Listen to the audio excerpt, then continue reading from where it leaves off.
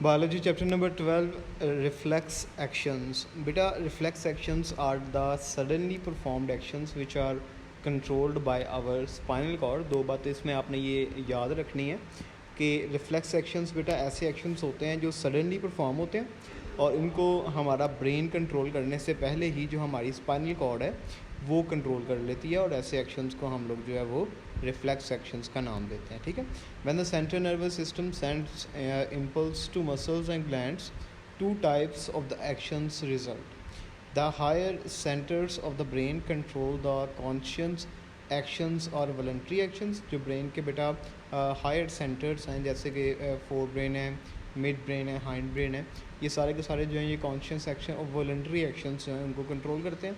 When the impulse are not pass to the higher centres of the brain, जब impulse हैं वो brain के higher centre के पास ना पहुंच पाएँ, it result in the responses which are not under the conscious control. ऐसे actions ही होते हैं बेटा जो कि कॉन्शियस कंट्रोल के अंडर नहीं होते।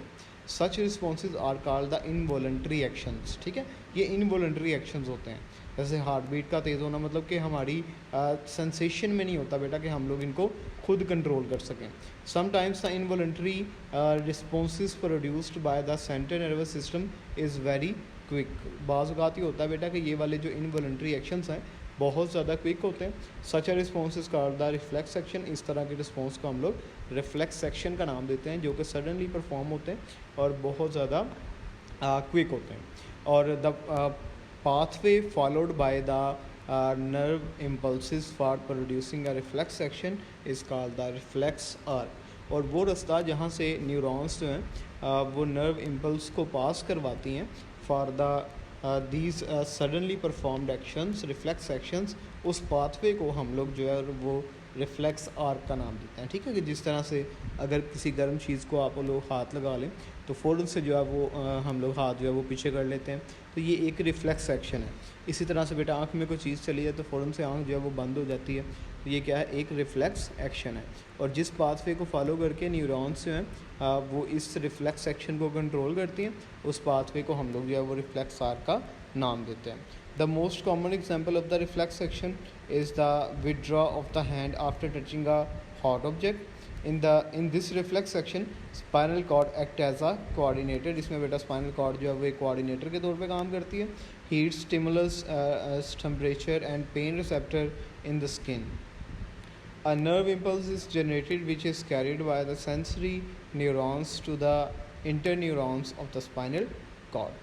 तो बेटा अब ये इसमें आपने याद रखना है कि रिफ्लेक्स एक्शंस क्या होते हैं, उसकी एग्जांपल, और रिफ्लेक्स आर्क जो है उसकी डेफिनेशन भी आपने याद रखनी है इसमें।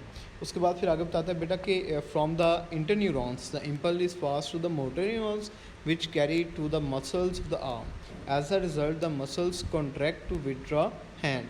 ठीक है, जो इंटरन्यूरॉन्स हैं स्पाइनल कॉर्ड की वो आगे मैसेज दे देती हैं जी किन न्यूरॉन्स को, जो कि मसल्स में पाए जाते हैं, और मसल जो है वो फ़ौरन से हम लोग कॉन्ट्रैक्ट करके तो हाथ को पीछे कर लें। During it other interneurons transmit the nerve impulse up to brain so that the person becomes aware of the pain and what happened. ठीक है, और फ़ौरन से बेटा हमारे ब्रेन तक भी मैसेज चला जाता है और जिससे हमें पता चल जाता है कि ये सब क्या हुआ है और क्यों जो है वो हमने हाथ को पीछे किया। तो ये शॉर्ट क्वेश्चन में बेटा याद रखिएगा कि रिफ्लेक्स एक्शन क्या है, उसके बाद रिफ्लेक्स आर्क क्या है, और इसके साथ में आपने एक्सप्लेनेशन भी और डेफिनेशन जो है वो भी याद रखनी है।